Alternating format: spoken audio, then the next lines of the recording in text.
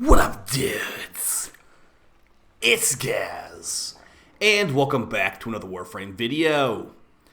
So today we got a high-level Steel Path Nova build meant for Void Cascade. This is not going to be a speed Nova build, it's going to be a slow Nova build, which is another build I haven't really used for a long time. So let's get right into it. This is a really strong build. But before we do, make sure you're subbed to this channel. We do daily Warframe video uploads, build videos, discussion videos, news videos, all that kind of stuff. You're in the right place for Warframe content. And yeah, we'll be covering the new dev stream on Friday in depth right as it goes up. So make sure you keep an eye out for that overview video on this channel for big Warframe new update information. Okay, so let's go over our full loadout guide for Nova. I'm going to be covering a lot of weapons here too because Nova's abilities are not really meant to kill these levels of enemies. You're meant to debuff them and destroy them with weapons, honestly. So that's what we're doing today. As far as some of the strongest weapons in the game that we got equipped on Nova, we got the Bubonico, the Furis Incarnon, and the Praedos. Let's go ahead and show how this build works in the actual sim so you can understand how you can replicate this and how you can play this Nova build for high-level missions. And it's actually really, really chill. So I'll be probably playing this Nova build more going forward because I don't really play her that much at these high levels.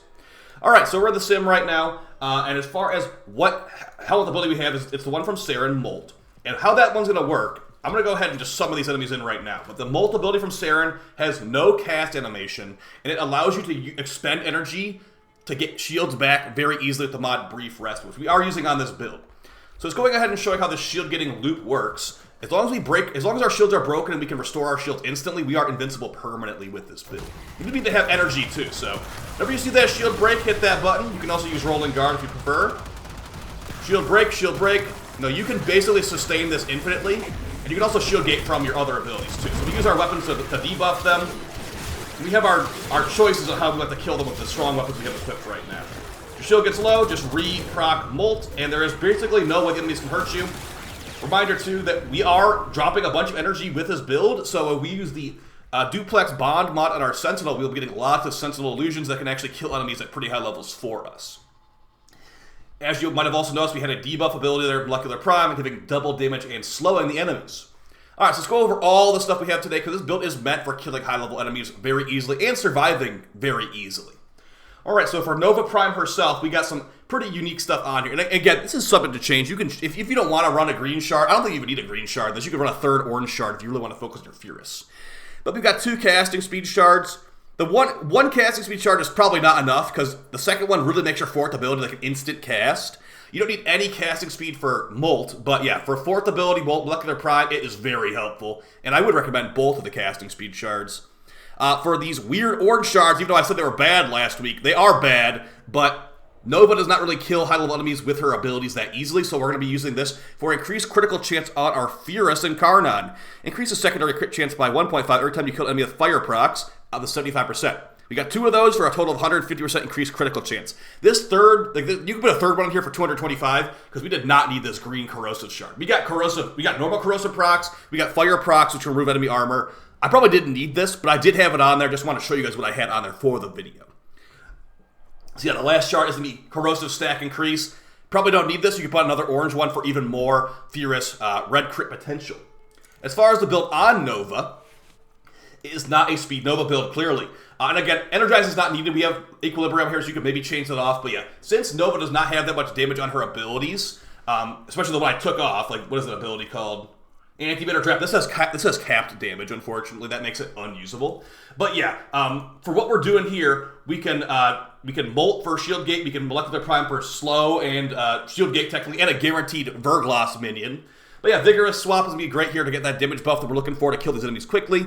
We basically use our Bubonico to proc them up, then we switch to our Furis to one-shot them. Equilibrium, all orbs are useful to us now, and that's quite nice with some of the mods we have in our Sentinel. Narrow-minded, the more duration you have, the longer this Molecular Prime wave will travel out. It's not as necessary for Void Cascade, but I do like to have duration on Nova. You could probably alleviate a little bit of duration here, technically. Prime Flow, if we don't have energy, we're dead, so we need to have as much energy as possible. Well, maybe not as much as possible, but we need a lot of energy, so this is helpful as our abilities cost 100 energy for our 4 and 50 for our second ability. Archon Continuity, this might look funny, but guess what? The Molt ability of Saren causes a toxin hit after you explode the Molt, so it's a free corrosive proc every here and there. It's technically not even that good. I actually didn't even use this in the video. I'll be honest. I did not even use this in the footage. but it probably should have been equipped just because. I had Prime Continuity on there instead. It's the same exact like duration stats, but this has the extra corrosive proc thrown in the mix. You don't need it, but I chose to throw it on there because we technically are making use of it. Rolling Guard and Catalyzing Shields. The reason we have Catalyzing Shields on here is that whenever we cast Molt, Brief Rest gives you 150% of the energy spent as shields, and 150% of 50, which is how much this costs, is about 75. So we get our full shields restored all the way every time. If we were to take off Catalyzing Shields, we go to 370 shields. So we need to restore. We would need to like cast Molt like 5 times to get, actually more like 6 times to get our shield fully back. Actually, it's 5 times. So yeah, it's not going to work. We need to put on Catalyzing Shields for the permanent shield gate so we can constantly loop it back and back and back. I've got Rolling Guard here just for extra safety. Thankfully, with Molt removes DOTs and negative status effects from you, so you don't have to worry about DOT at all with this build, really. But in case you are just, like really, really getting hammered by DOTs and you're low on energy, maybe, Rolling Guard can give you some brief seconds of invincibility to go get those energy orbs back or kill those enemies that were DOTing you. And for the last mod, we got Precision Intensify. This will be the only reason we'll be able to use this is going to be for buffing the 4th ability, Molecular Prime. It's going to make enemies more slow. So if you took this off, it'd be a 30% slow. Put Precision Intensify on there, it's a maximum slow. So really easy stuff. Only 1 mod slot needed for power strength, so pretty free there. If you want to go Speed Nova, you would put Overextended here instead, and it'd go Speed Nova. It's easy enough to change this both between Speed Nova and Slow Nova. But I would recommend just for Void Cascade, probably want to do Slow Nova. But it's easy enough just to switch to Speed Nova, just like that. So now they're increased movement speed, not reduced movement speed. And for Arcanes, we are DPSing with our Furis. So Arcane Precision on Headshot, 300% increased secondary damage, very strong with the Furis. Arcane Energize, again, not needed, but for safety, we do need to have as much energy as we possibly can. So just constantly give us full energy, basically. That's why I threw that on there. Some other Arcanes you could run instead are very numerous options. Avenger was an option, Aegis is an option. All the good stuff is basically an option. Whatever sounds good to you. You could even run things like the Pistol Fire Rate Arcane if you wanted to, which I don't really like to run that much velocity. That shoots your ammo really fast, but it would increase your DPS. Now, as far as our other weapons, or rather our weapons, we got the Bubonico, comes from the Clan Dojo, and the reason we have this is this thing has built-in Viral on the Explosion Shot. So we can mod this thing for Viral, Corrosive, and 1 other element. So you can either go Viral Corrosive Heat, or Viral Corrosive Cold. Since my Furis is Heat proc already, I want to go with Cold here, and now Cold gives increased critical damage on enemies affected by these Cold procs. So even more damage for our Furis. Now, I know that it's like, why do you have Galvanized mods on here if you're going to be using this as a procer? The funny thing, the Bubonico does a lot of damage even without, like full damage build. Like, there's no point blank on here. There's no nothing like that. It can still get kills, so I decided to put this on there. But yeah, for the footage, there was the non-galvanized version of these, like normal Hell's Chamber and normal Galvanized Savvies. So it's up to you if you want to run that. I like to run this the way it is. And our Rivet is Fire Rate and Multi-Shot, just to get those procs out as fast as possible. Prime Tactical Pump, so there's no downtime on these shots, and Fractalized Reset, because it is mostly a utility weapon. On ability cast, reload speed increased by a ridiculous amount for 5 seconds. How that looks in practice is like this. So that is Viral Corrosive Cold, and as you can see, the magazine is already like instantly reeling as I stop firing. So if I cast an ability, let's see, I cast Molt. Now I can't stop. I take my finger off the button for a moment, and there's bullets back ready to be fired. So those are all going to be Viral, Corrosive, and Cold. I believe maybe IPS even, too. So, yeah, very good stuff there. Yeah, so Impact, Corrosive, and Viral, and Cold. So they are getting debuffed heavily here, and I have no danger of death. So very nice stuff. And I have a debuffed right now. Let's give him a little debuff. And yeah, Nova pretty decent, actually. Alright, so yeah, Bubonico is flexible. If you want to put on Corrosive Heat instead, that'd be a little bit extra armor strip thrown in the mix. But yeah, if you got fire procs like this, and so the enemies are so much easier to kill with crazy weapons like this, it's not going to really matter. But yeah, you're going to use Vigorous Swap. You're going to proc them with this, and you're going to swap to your Furis Prime for your main DPS source. As far as our Incarnon options on the Furis Prime, or Furis Incarnon, because there is no Furis Prime, it's the normal Furis. We've got Storm Burst, Practiced Grip, and Elemental Balance. As far as the build on the Furis, it's going to be a fire proc build. And yeah, the Arcane can definitely be swapped for wherever you feel like. I've got Cascadia Flare. It's really not necessary. You can go secondary fortifier to have increased damage to overguard and steal some overguard. If you want the most damage possible, go with secondary outburst and stack it up with a crescendo and stuff like that. This is technically the most damage in the game for these, but it's just kind of annoying. So yeah, if you want to watch that, I've got some videos on the 12x easily. But yeah, Cascadia Flare is nice and lazy, so I just want to go with Cascadia Flare here. The secondary fortifier could be great too. So as far as the build, Flare procs, multi-shot, and crit with some galvanized throw in the mix too. Prime Heated Shards lets us get a lot more heat procs out of, or a lot more damage out of our heat procs. The Riven is crit chance, multi-shot damage plus recoil.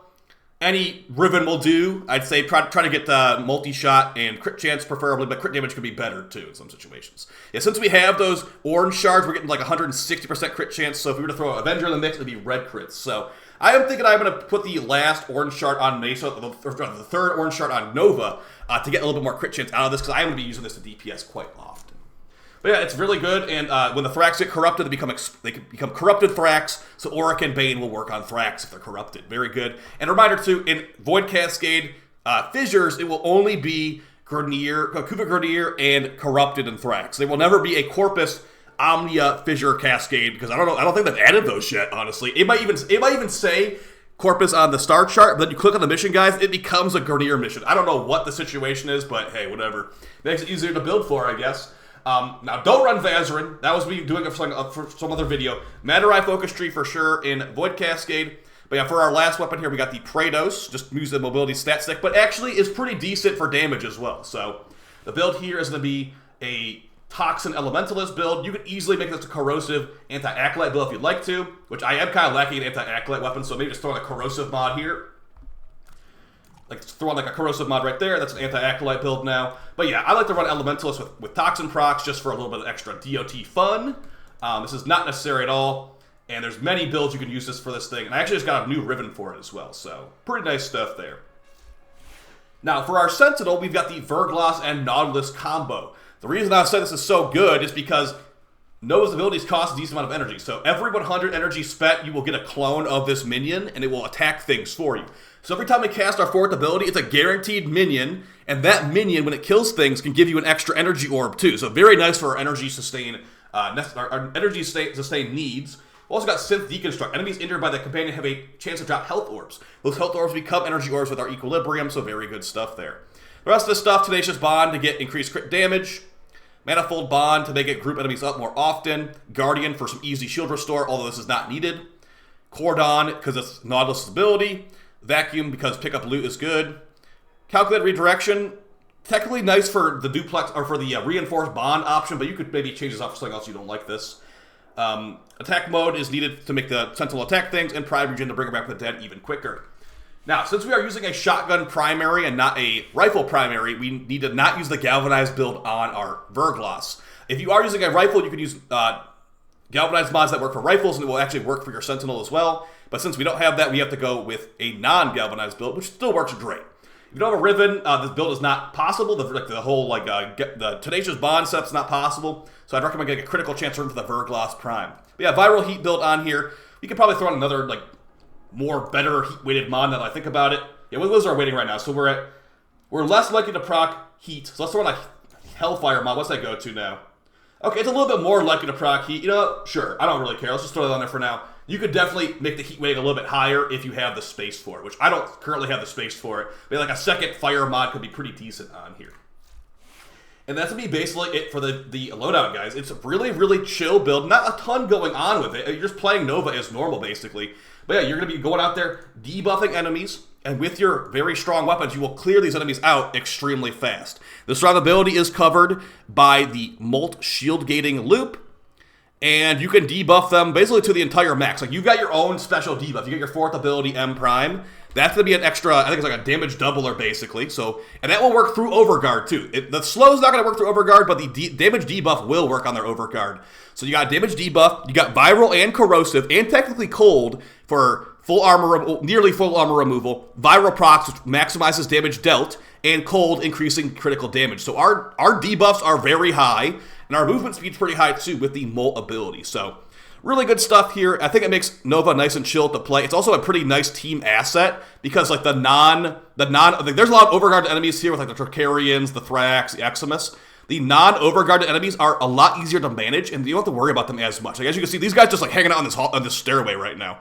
Our teammates don't need to really worry about them, nor do I, because they're going to take a really long time to get to anything that we're actually doing. So, yeah, that type of ability is quite nice. And also, it's not annoying like Limbo or like Vobot, where it's like, oh, all the enemies are like stuck where we don't even know where they are. The enemies are probably stuck on some staircase, but they'll eventually get you. They're not permanently stuck in time. So, pretty cool stuff. I'll see you guys next time, and appreciate your support.